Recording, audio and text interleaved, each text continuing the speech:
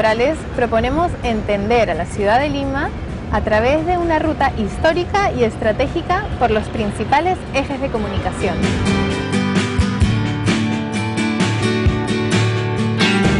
Repasando cómo se fue dando el desarrollo de importantes proyectos urbanos y arquitectónicos en relación al trazado y a la consolidación de estas vías.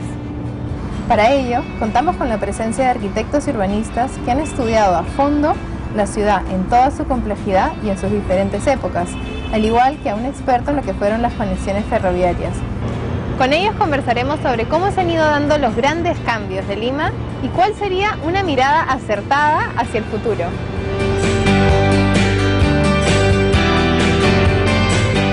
La ruta que trazamos se inicia en el puerto de Callao y se dirige hasta la Plaza Bolognesi en el centro de Lima, recorriendo los ejes de las avenidas Colonial en algunos tramos y la Avenida Argentina en otros. Desde la Plaza Bolognesi nos dirigimos hasta la estación Grau del tren eléctrico, yendo por el Paseo Colón y la Avenida Grau. Una vez en la estación de tren eléctrico, recorremos la Avenida Aviación hasta encontrarnos con la Javier Prado, para tomar esta vía en dirección a la vía expresa Paseo de la República. En este cruce nos dirigimos hacia el sur a lo largo de toda la vía expresa hasta llegar a Barranco y Chorrillos, para bajar hasta la Costa Verde. Recorremos desde aquí la Costa Verde hasta Magdalena del Mar, donde subimos para tomar la Avenida Brasil y desplazarnos a lo largo de toda la avenida hasta el Campo de Marte, donde nos desviamos para terminar el recorrido en el cruce con la Avenida Arequipa.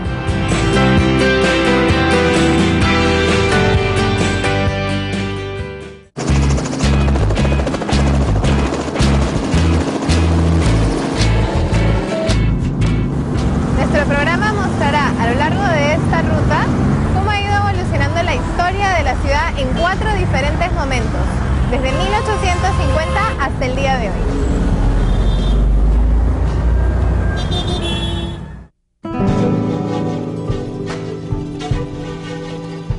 Pero antes de entrar en ese periodo, tengamos en cuenta una breve reseña de la fundación de Lima y este excelente plano dibujado por el arquitecto Juan Gunter, en el que empezamos a entender cómo el trazado de Francisco Pizarro se impone de manera estratégica sobre antiguos templos, caminos incas y, lo más importante, con el centro estratégico de control del agua del río Rímac, que alimentaba las áreas agrícolas de la ciudad, ubicando su huerta junto al río y lo que hoy es el Palacio de Gobierno sobre lo que fue la casa del curaca inca Taulichusco.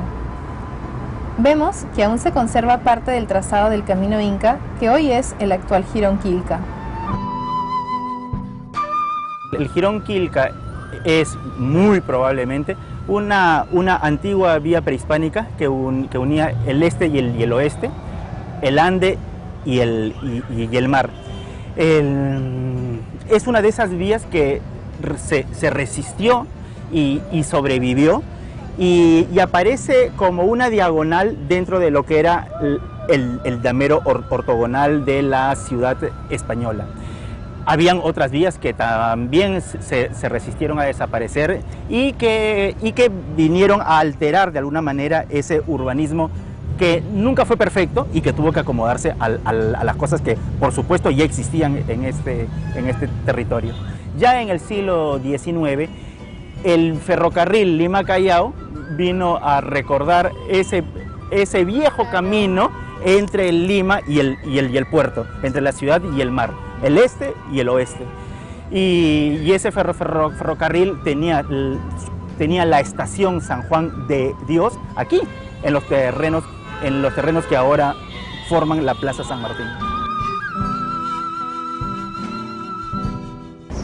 Cuando empieza la construcción de la ciudad, también empiezan a desaparecer los inmensos bosques de molle y algarrobo que caracterizaban el Valle de Lima. Esto ocurre para dar paso a la extensión de valles agrícolas y para el uso de la madera en la construcción. La muralla se construye entre 1684 y 1687 para defender a la ciudad de ataques de piratas y corsarios, y aunque nunca llegó a cumplir realmente su propósito, sí funcionó como contenedor del crecimiento de la ciudad.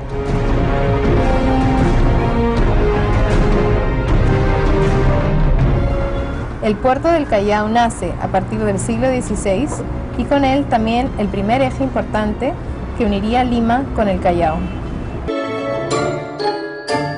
Este eje pasaba por la hacienda La Legua y por la ermita de Carmen de la Legua, que es la que vemos aquí atrás. Y este eje ahora lo conocemos como la Avenida Colonial, que está dentro de la jurisdicción de La Legua, que debe su nombre justamente a esta hacienda y a esta ermita. El primer periodo a tratar va desde 1850 hasta 1910, marcando un punto clave en la historia, la apertura del ferrocarril Lima-Callao, que se inaugura en 1851 y que es un eje crucial para el recorrido de nuestra ruta.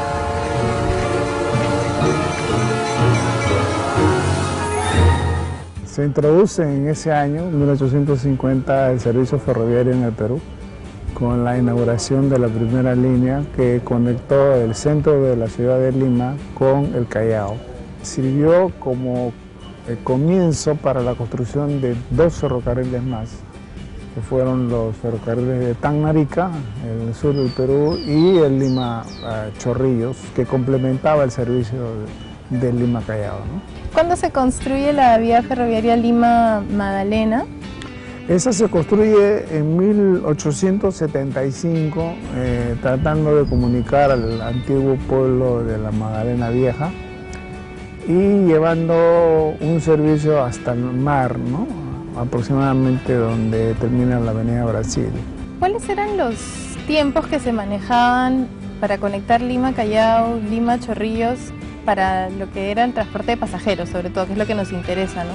Yo diría que alrededor de unos 30 minutos, 20 minutos entre Lima y Callao, y un poco más entre Lima y Chorrillos. Lo que sucede es que Chorrillos tenía más estaciones. En el eje de Lima-Chorrillos se consolida una zona urbana a lo largo de este eje, mientras que en el Callao eso demora bastante más. ¿Eso a qué se debe? Las estaciones entre Lima y Chorrillos eran de mayor movimiento local. El pasajero que viajaba ahí era un pasajero local, un pasajero que trabajaba en estos lugares o vivía en ellos y hacía un servicio diferente, ¿no? Las estaciones entre Lima y el Callao eran menos, eran más pequeñas, porque prácticamente este ferrocarril tenía un servicio de fin a fin, ¿no? O sea, levantaba toda la carga que podía en el centro de Lima y se la llevaba casi directamente al Callao. Difiere, como digo, fundamentalmente con el ferrocarril del Callao, porque este era más que todo, si se le puede llamar así, una especie de ferrocarril internacional. Que llegaba al Callao y en el Callao llegaban los buques y los buques venían del extranjero, ¿no? Entonces el movimiento de pasajeros era de otra naturaleza. Claro, era más como un aeropuerto. Claro que sí.